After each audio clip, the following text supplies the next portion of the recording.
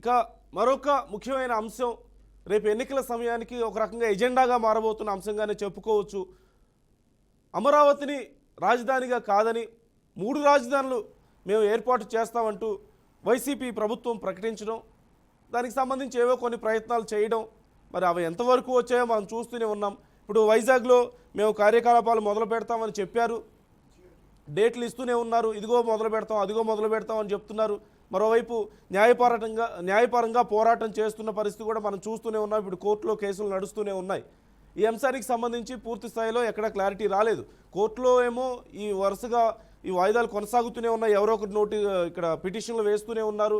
దానికి సంబంధించి వాదనలు కొనసాగుతూనే ఉన్నాయి.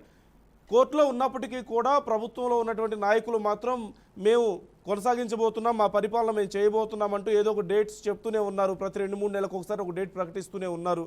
మరి ఇప్పుడున్న పరిస్థితుల్లో కోర్టు అడిగింది, మరి ఎంత విస్తీర్ణంలో క్యాంపు కార్యాలయాలు పెడుతున్నారు, ఎంతమంది ఉద్యోగాలు కావాలి, ఎన్ని రోజులు అక్కడ కార్యకలాపాలు ఉంటాయి అంటూ కొన్ని ప్రశ్నలు కూడా వేయడం జరిగింది. దానికి సంబంధించి సమాధానం చెప్పబోతున్నారు. అంటే ఈ అంశానికి సంబంధించి క్లారిటీ ఎప్పుడు రాబోతోంది, ఎవరివ్వాలి క్లారిటీ అనేది మాత్రం ఒక పెద్ద ప్రశ్నే. రవికుమార్ గారు, డైరెక్ట్గా ప్రజలకి రేపు ఎలాగో ఎన్నికల సమయం దగ్గరికి వచ్చేసింది, మహా అయితే ఇంకొక 2 నెలలో 3 నెలలో సమయం ఉంది. ఈ 3 నెలలు ఆగి ఒకేసారి మేము 3 రాజధానుల ఎజెండాగా మేము ముందుకెళ్తాం, ఇదే మా మేనిఫెస్టో ప్రధానంగా అని చెప్పి ఎన్నికలకి వెళ్ళొచ్చు కదా. ఎలాగో సమయం దగ్గర పడింది కదా, ఇంకెందుకు ఈ ముసుగులో గుద్దులాట, ప్రజలు డిసైడ్ చేస్తారు కదా 3 రాజధానులు కావాలో వద్దో. మీరు నాకు ఒక క్వశ్చన్ అడుగుతున్నారు, మీరు మా ఆన్సర్ చెప్పేది ఇవ్వట్లేదు. మీ ఒపీనియన్ చెప్పడానికి నన్ను పిలిచినట్టున్నారు మీరు లైవ్ డిబేట్ అని చెప్పేసి. ఇప్పుడు అంగన్వాడీ లేదు రవికుమార్ గారు మీకు నేను సమయం ఇచ్చాను, దయచేసి ఒక్క నిమిషం. మీకు నేను సమయం ఇచ్చాను, మీరు చెప్పాల్సింది మీరు చెప్పారు. కానీ మీరు మాట్లాడినటువంటి కామెంట్స్ ని ఇక్కడ నన్ను కూర్చుని పెట్టేసి మీ ఒపీనియన్ చెప్పడానికి కాదు, ఇది జస్ట్ మీరు ఓన్లీ ఏంటంటే అక్కడ అలాగని దయచేసి రవికుమార్ గారు, అలాగని మీరు చెప్పిందల్లా మేము వినడానికి ప్రజలకు వినిపించడానికి మాత్రమే మేము ఇక్కడ కూర్చోలేదు. మంచి చెడు మేము విశ్లేషించాలి ఇక్కడ, ఖచ్చితంగా మీకైనా సరే ప్రజలకైనా సరే. మీరు చెప్పిందంతా కాదు కదా, మీరు చెప్పిన తర్వాత నాకు అవకాశం ఇవ్వాలి. మీ ఒపీనియన్ తీసుకొచ్చి నన్ను రుద్దేసి బ్రేక్ వెళ్ళిపోతున్నాం అని చెప్తే మరి ఇంకెందుకు నేను మాట్లాడాను. సరే మీరు ఏమైనా చెప్పడానికి ఉందా? ప్లీజ్, నేను I give you time, please చెప్పండి. నేను క్లియర్ గా ఇప్పుడు కేవలం ఒక అంశం మీద కాదు, పలు అంశాలు ఉంటాయి మా దగ్గర మాట్లాడడానికి. నేను కౌంటర్ చెప్పాల్సిన అవసరం ఉంది కదా. మీరు ఇచ్చారు కదా, మీరు ఇప్పుడు మీకు ఇవ్వాల్సిన టైం ఇచ్చాను. సరే మీకు సమయం సరిపోలేదు అంటున్నారు కదా, ప్లీజ్ చెప్పండి, నేను టైం ఇస్తాను. ఫస్ట్ టైం నాకు అవకాశం ఇచ్చారు, మాట్లాడిన తర్వాత సంపత్ గారు మాట్లాడారు, తర్వాత మీరు మాట్లాడారు, తర్వాత నాకేం అవకాశం లేదు, బ్రేక్ వెళ్ళిపోయారు. That's what I'm saying Ravikumar గారు స్క్రీన్ టైం లిమిటెడ్ టైం ఉంటుంది, దయచేసి అర్థం చేసుకోండి. మీకు అవకాశం ఇవ్వకూడదని ఉద్దేశం కాదు, ఇంకోటి కాదు. స్క్రీన్ టైం లిమిటెడ్ గా ఉంటుంది కదా, మీకు అవకాశం ఇచ్చాను. సరే మీరు ఇంకా నిజంగా ఏదైనా ఇంపార్టెంట్ ఉంది మాట్లాడాలనుకుంటే ప్లీజ్ తీసుకోండి టైం. ఇప్పుడు ప్రభుత్వం మీరు ఆయన జగన్మోహన్ రెడ్డి గారు ఇంత పెద్ద ఎత్తున సంక్షేమం చేస్తుంటే మేము చేయాలి కదండి. ప్రభుత్వం తాలూ సంక్షేమాన్ని ప్రజలకు తెలియజెప్పాలి కదా.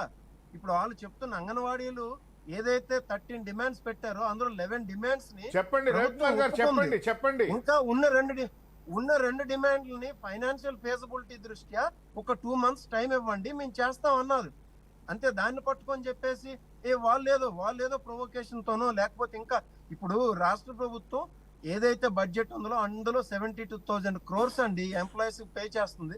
ఇంకా మిగతా ఏంటంటే ప్రజలు తీసుకొచ్చి సంక్షేమ పథకాలు అందించాలి. అన్ని వర్గాల ప్రజల్ని సాటిస్ఫై చేసి తీసుకొని వెళ్తుందే జగన్మోహన్ రెడ్డి గారి ప్రభుత్వం. వీళ్ళు ఏంటంటే ఇంకా గెలిచేది లేదు, ఏమీ లేదని చెప్పేసి ఇలాంటి అబద్ధాలు ప్రజల మీద ఎంప్లాయీస్ మీద రుద్ది వాళ్ళు ఏంటంటే ప్రొవోక్ చేస్తున్నారు ఇట్లా టీడీపీ జనసేన కార్యకర్తలు కలిపి. సో దాన్ని మేము చెప్పాలి, దాన్ని ప్రజలు తెలియజేయాలనే ఉద్దేశంతో మీ మీడియాను ఉపయోగించాలి మేము. ఎందుకంటే వాస్తవం చూడండి, ఎక్కడైనా అభివృద్ధి అయినా సంక్షేమం 2 లక్షల దగ్గర 3 లక్షల కోట్ల రూపాయల సంక్షేమం చేసిన ప్రభుత్వం ఈ దేశంలో ఏదైనా ఉందంటే చూపించండి. ఒక పేదవాడికి ప్రతి పేదవాడు కూడా ఈ రోజు 3 పూట్ల తింటా వాళ్ళ పిల్లల్ని చదివించుకొని హ్యాపీగా బతుకుతున్నాడండి ఈ రోజు. అది జగన్మోహన్ రెడ్డి గారి వల్ల జరుగుతుంది. అది రేపు పొద్దున్న చంద్రబాబు నాయుడు వస్తే జరగదు. చంద్రబాబు నాయుడు గారు 15 సంవత్సరాలు ఆల్రెడీ చేశారు.